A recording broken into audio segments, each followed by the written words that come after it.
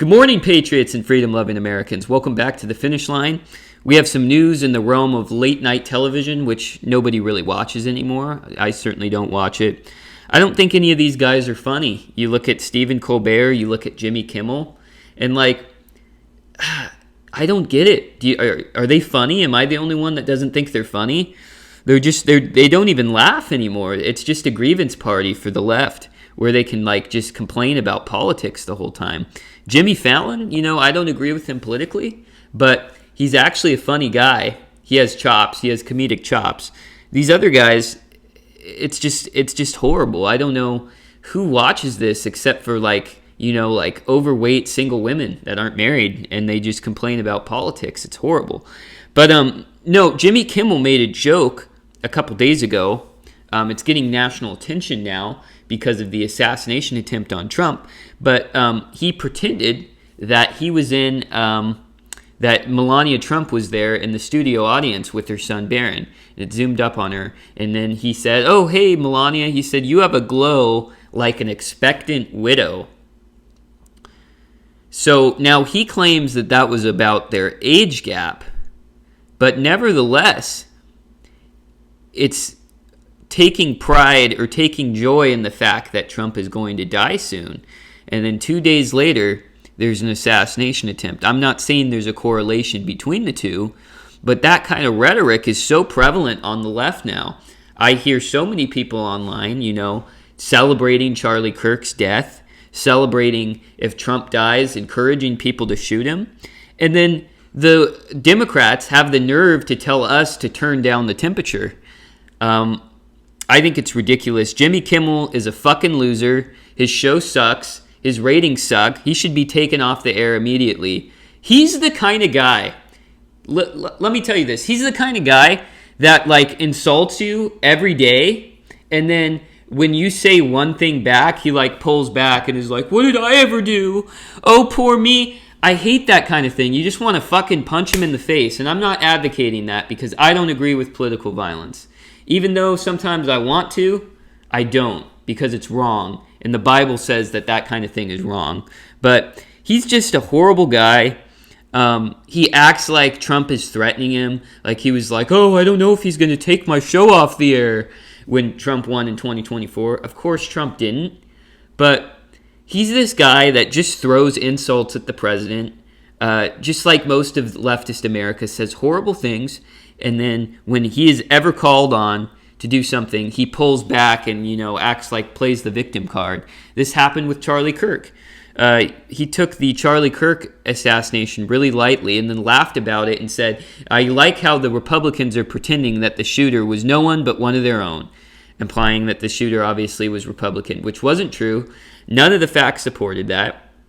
He got pulled off air, which I disagree with. That wasn't the right decision from the Federal Trade Commission. But he was put back on, and then he proceeded to cry crocodile tears and say, "I never meant any harm to anybody. I'm just trying to do a show here." Oh my gosh, your blood just boils listening to this guy. But he's this whole turn down the temperature thing from the left, when it's you, the left, that are doing the political violence, needs to end. It is ridiculous. I don't remember the last story of right-wing political violence. It even came out that SPLC was funding right-wing hate groups. They were giving money to them to put on events because the right is so not hateful. It's just incredible.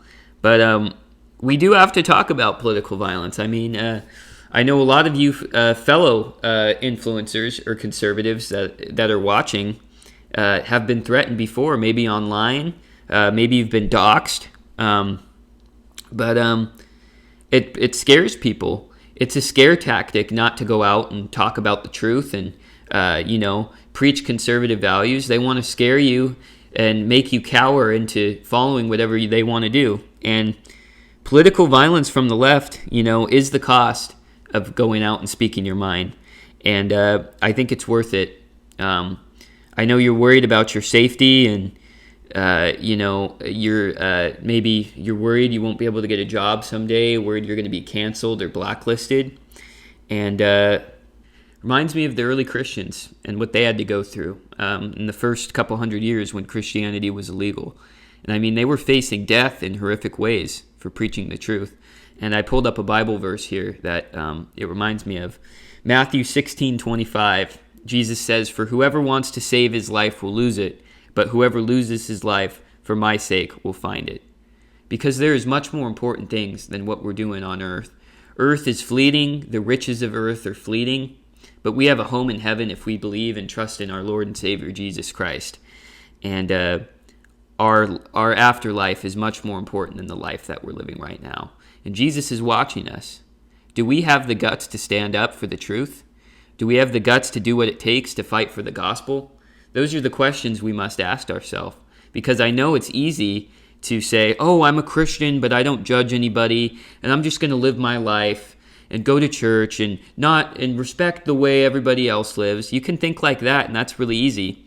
But that's not what Jesus did, and that's not what the early Christians did either. And you have to confront yourself and say, am I brave enough to go out there and preach the truth, no matter at what cost to me, to my job, to even my life? I mean, this verse is really applicable to Charlie, because Charlie died because he preached true things about transgenderism. That was the reason he was shot, because he was telling biblical values. And I want to tell you, for one, that maybe I don't have this part of my brain, and I think I'm lucky to not have this part of my brain. I think I've been blessed to not have this part of my brain, but I don't fear this kind of thing. I don't fear losing my job. I don't fear losing my reputation. I don't fear losing my life. I will stand on these values, stand firm. I will not buckle. I will not back down. I'm doing this show for a reason, because I feel that God is encouraging me to go out and speak these true values to the world.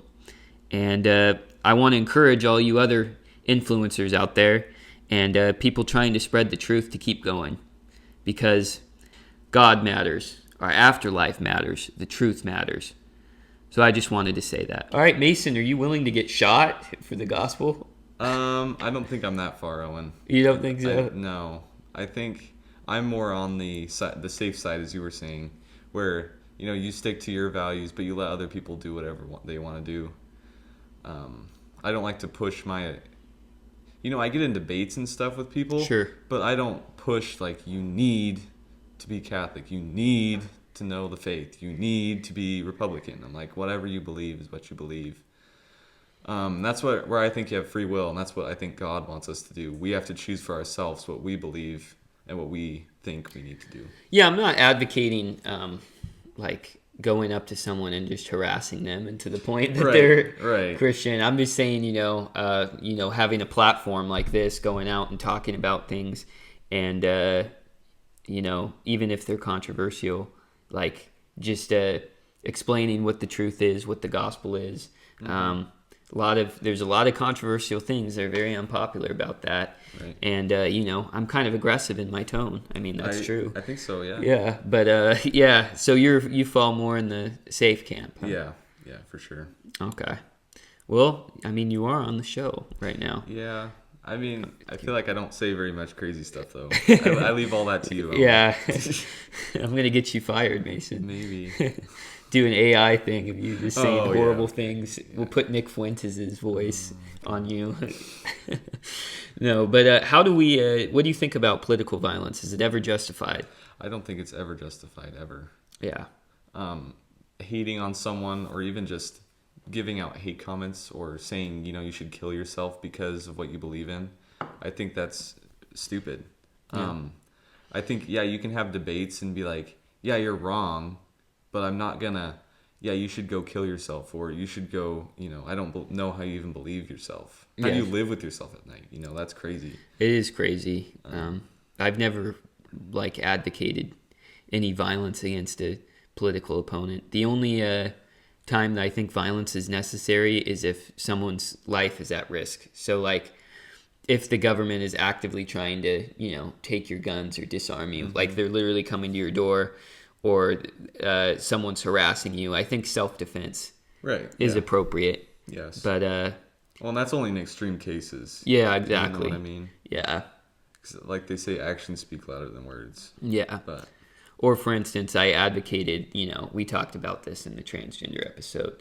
If a, trans man, so woman trying to be trans woman, man trying to be a woman goes into a girl's locker room, I think it's appropriate to defend the girls against that because that's disgusting. Yeah. And it is it's defending others. So self-defense and defending others in the immediate moment, I would say, is appropriate violence. I agree with that. Yeah. I think so. But not going out and killing a political candidate. Right. I've never had a violent thought about like Joe Biden or Kamala Harris. No. During the campaign. Like I never was like, I wish someone would just shoot him. Like that's like an extreme position, you know what I mean? And I think the left, though, I think they feel that way about Trump. Like a large number of them, like just like pray for his death every night. I'm not sure about a large number, but I think there are definitely some extremists, like extremists. Well, yeah, my boss was telling me like his family like was not politically extreme, and then when Trump came out, they were like, I just wish someone would shoot him. Okay, that's crazy. And the people like burning down Teslas and stuff, and like remember that? I remember that. And then when Black Lives Matter was a big thing, they were protesting and burning stuff. Yeah, they're I think a lot of them are violent. Yeah, and it's not pretty. No. I think Trump is very divisive, and it like gets visceral reactions in people, and I do think that sometimes he could not say certain things. I'm usually for a lot of the things that he says, but like sometimes I think it goes a little bit too far, inappropriate when he's attacking somebody that's like, hasn't attacked him. Right. Yeah, I think that's. Well, and he does kind of get carried away quite often, where he goes down the rabbit hole. Will say something like, "Oh yeah, Sleepy Joe, you know what I mean." I think that's funny. But then he goes crazy, or he's like, he just does not, What I didn't like is when Rob Reiner got murdered by his son. Do you remember that? He was a director. And then Trump was like, oh yeah, he got murdered because he was like so annoying with his Trump derangement syndrome. That's not appropriate. No. That's disrespectful. The Jesus Christ image was really disrespectful. And so I think that kind of stuff is unnecessary, and I wish Trump would stop thinking he was God. Yeah, and I think he probably means well, but sometimes it doesn't come off good. Yeah, I don't know if he means well, but I usually like the aggressive rhetoric because when he's usually aggressive to people that are like aggressive to him, and he never calls for like people's deaths and stuff, but like. The Rob Reiner thing and Jesus Christ thing, I feel like that was in another lane. Like I was like, who are you? He would have never done that in his first term. Right, yeah. But I agree with that. Political violence, never unless your life or someone else's safety is, put in danger in the immediate moment. Okay. All right, we're going to talk about border policy. So do you know what DACA is? I've never heard of that. It's Deferred Action for Childhood Arrivals. So Obama, when he came in office, came up with the policy that if you've been in the United States for a long time, since the time that you were a child, we're going to let you stay and we're going to grant you temporary work cards that you can work here. Okay. And for a short period of time. But you have to get them renewed, and it makes you safe from deportation. Okay. When you have this, because they're like, oh, you've been here since you're a child. You've worked your way up, whatever. Trump is, starting to deport people that have this DACA thing. And here's the thing. People are freaking out. They're saying, oh, but they're protected. Not really. Obama, the executive branch, made up that law. Now, the Constitution says Congress is in control of immigration law. So Trump's going and saying, this law was never set in stone by Congress. These people are still illegally here. And the executive branch is just choosing not to follow through with Obama's policy. So they have a complete right to do that. And, Yeah, what do you think about deporting people that have been here since the time they were a child? I want to hear your... I think, yes, with the thing with the DACA, while you were explaining that to me, if they've been here since they're a child, why don't they just get their citizenship? Yeah, I know, right? Like, why do they keep renewing their DACA? Because you would think, isn't it like 7 years or something? Yeah. You just become a citizen? But then you have to like go through the process. Right. But why wouldn't you just do that? Because then you're safe no matter what. Yeah, I know. Well, the thing is, citizenship is hard, but it's because there's so many people coming in trying to get their green card and trying to go through the steps that it's like really backing up the system. Yes. So it's easier to just, do your DACA thing than actually. That's true. So the thing is, a lot of people say it's too hard to become a citizen. Do you think the process is too hard? And do you think these people that are DACA and renewing their DACA should be sent back? That's really hard because it's easy to sit here and say, oh, why don't you just, do it? Mm-hmm. Why don't you just get your green card because you're already living here and then, pay the $760? But actually doing it is another thing. Because it's a long time. Yeah, it takes a really long time to get your citizenship. 3 years or something? To get, I don't know. 5. You must be a permanent resident for 5 years to apply, and you have to have your green card too, or 3 years if you're married to a U.S. citizen. But it's a long process. It's costly. There's tests that you have to take. But what do you think? Should we send him back? Send him back. This is so hard. Because yes, they're living here, they're doing everything right, especially when they're doing their DACA thing. But I think that's not a permanent way to live here. Just keep renewing that. I think, yes, it should be hard to become a citizen somewhere because you don't want a bunch of people just pouring in and being like, now I live here now because I'm a citizen. Yeah. You want it hard, but I think we shouldn't have this backed up as bad as it is. Well, yeah, they let too many people come in. Yeah, right. And then now they're all like, well, now I need to become a citizen so that I don't get deported again. And yeah, it just creates this huge... Right. But, everybody is very empathetic, and I understand to people that have been here for a long time or that are hardworking. Mm-hmm. I know there's a lot of immigrants that aren't criminals and that are hardworking and take care of their family. And now, this is where my philosophy differs from a lot of people. A lot of people believe that the government is in charge and has moral responsibility to do things like help immigrants, take care of the poor. A lot of people will make an argument from the Bible that that's the government's responsibility to do all these morally just things to, create positive liberty and help everybody. Right. I think that is the responsibility of individual Christians to go out and help people and to have empathy. Government is different. I think government is a different body. There's never a call for, a unified group of people in the Bible that makes a government to, try and maneuver society to make it perfect and help these people over here and bring these people in that are struggling in their country. A government's fundamental job is to protect the interests of the people living in that country. And that doesn't mean that the individuals within the government can go out, give money to the poor, help immigrants coming in, send money into Mexico, go on mission trips, whatever, all this other stuff. But it's not the government body's responsibility to do that. It's an individual's responsibility, but not the government body's responsibility to do that. So my opinion is it should be hard to get citizenship. Mm-hmm. We don't want, like you said, people pouring in here. Right. We want there to be strict requirements because you need to respect this country when you come in. And I'm not seeing a lot of that with these minorities that are coming in, to be honest. There's not a lot of respect for our Constitution. There's not a lot of respect for our culture, our tradition, our values.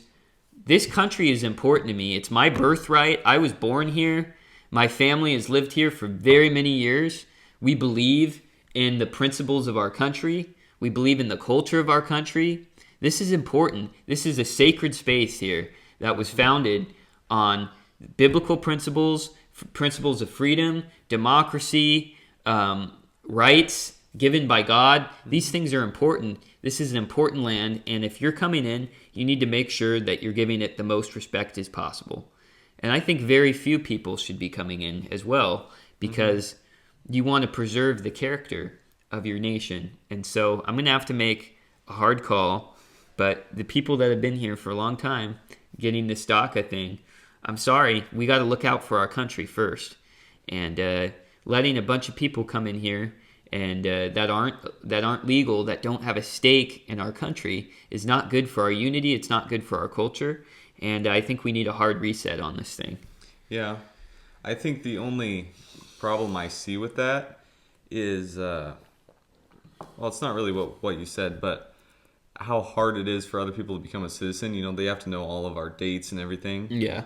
Which is good, because I think that's what you should know. When you're in this country, you should know how this country was formed, the year, you know, not really the years, but what happened. Yeah, exactly. And I think you ask a lot of citizens of, like, America, like, oh, when did this happen? Or, like, what happened? How did this happen? And they're like, I don't know. I know our own citizens don't right. know. It's a huge problem. Yes. Because there's a lot of people, like, on YouTube and stuff, where they'll go interview people. They're like, you know, how many presidents are there? I don't know. Who's the first president? Right. Obama? Yeah, like, it's like, what? Yeah. No. Yeah, I think that's crazy. Or they'll say, oh, who's on the dollar bill? Thomas Jefferson. So, yeah. Yeah, no. Okay.